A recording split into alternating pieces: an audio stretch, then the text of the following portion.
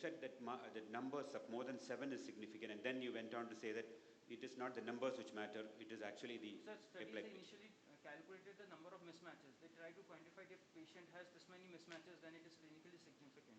Then studies actually try to initially say that if you have this number of mismatches, then it is clinically significant. But then later told we don't have to look at the total number of mismatches, you have to look at the total number of immunogenic mismatches, which can lead to antibody formation.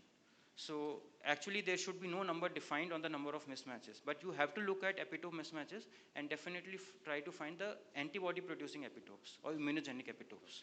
And finally you said about matchmaking by the HLA typing. So there are various types of softwares. Yeah. One is HLA Matchmaker, yes. Then by Dr. Franz Klaas, EMMA software is also there. Then there is... that would take into consideration number as well as the immunogenicity, right? Yeah, that will take. The EMMA software definitely takes, and HLA Matchmaker currently takes into applet, but the data on the immunogenic epitopes is available on the HLA alleles website. And we have to correlate that, and still immunogenic epitopes data, the research is undergoing. But at least if we do the high resolution typing, we can start looking at the applet mismatches. And from that, we can correlate, the data is already there on how many immunogenic mismatches have been identified. Immunogenic epitopes have been identified till date. That data is there on the HLA alleles website. Okay. Yes, I would like to open the floor for any discussions.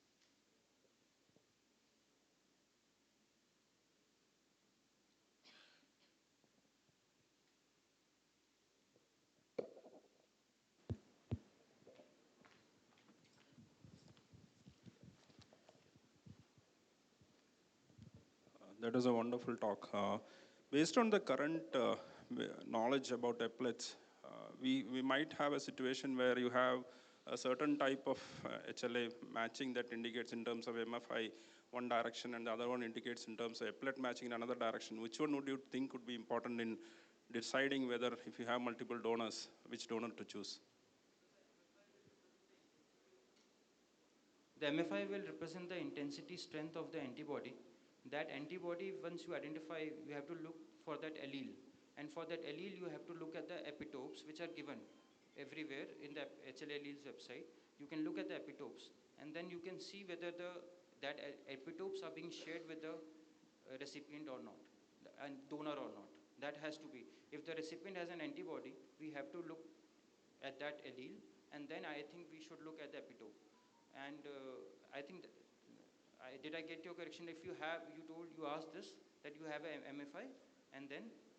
And then if you are looking at the applet matching, it might sometimes be in another direction. One might suggest that one donor is better, and other might suggest that other donor is better. Is it possible in that situation to select a donor based on applet matching? I think we have to limit the number of, maximum number of mismatch epitopes. If there are 2 donors, one has 3 mismatch epitopes, and all 3 are immunogenic, and you have another donor which has again 3, but out of 3 only 1 is immunogenic, I would select the second donor in that case.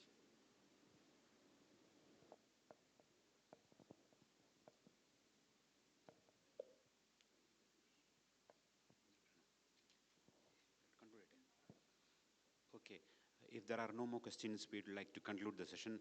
On behalf of me and my co-chair, I would like to thank Dr. Antonio and the Actimos for making us chairpersons of the session. Thank you.